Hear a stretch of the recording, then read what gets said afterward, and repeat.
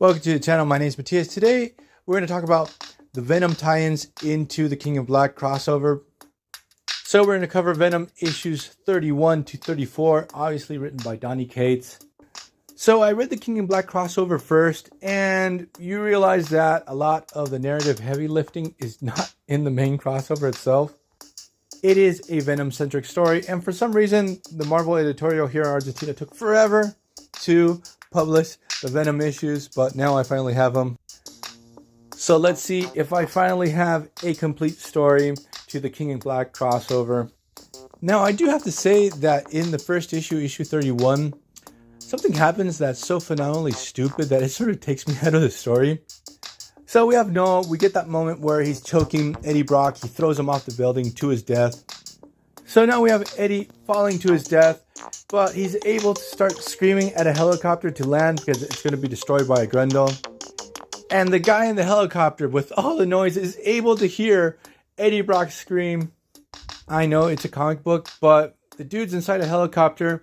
And how long of a time will Eddie Brock have while he's falling? He's just falling off a building, maybe 3 to 4 seconds. He's having a short conversation with the pilot while he's falling. I guess what the writer wants to illustrate in this moment is that even though he's falling to his death, he's still a hero and he's still trying. And the helicopter gets destroyed anyways by a Grendel. Also, in this whole scenario, while Eddie's falling, he starts thinking about the fact that he's probably going to die in this whole scenario and he's not going to be there for his kid.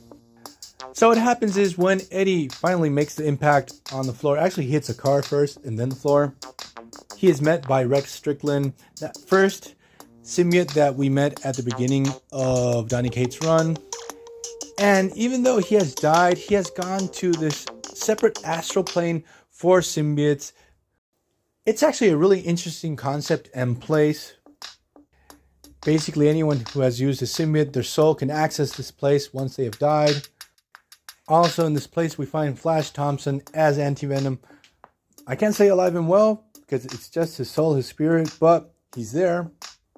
It's actually pretty funny to see Rex Strickland to be really happy to see Flash Thompson because at the beginning of this run, when he sought out the Venom symbiote, he thought he was dealing with Flash Thompson.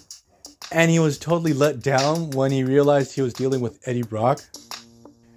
So now we have all three characters trying to find a way to attack Null from this astral realm. And what they realize is that on Earth, we have Dylan who has joined the fight. He's fighting against Null's forces. And every symbiote he's taking down is being cut off from the symbiote hive mind. So Null is taking the spirit of all these broken away symbiotes to a astral realm prison, where what happens is Anti-Venom Flash Thompson jumps into action to rescue all these symbiotes.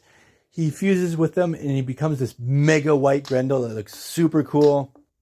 But while all this is going down, Null realizes their presence in this astral plane. He manifests himself through the body of Rex Strickland.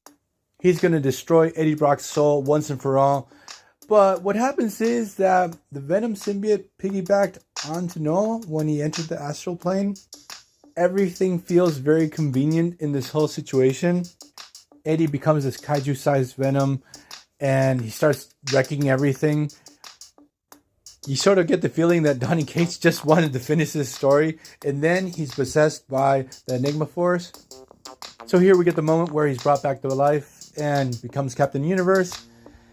And these tie-ins, after reading these, I thought to myself, they're just okay. They don't add much to the story. Donny Cates takes a lot of weird choices that sort of don't work for me in these issues. And on the other hand, you see that he takes a couple of shortcuts just to finish off the story. But we do get in these issues the confirmation of the return of Flash Thompson as Anti-Venom. He's back to life. So I'm going to leave this video here. I hope you guys liked it. See you guys next time.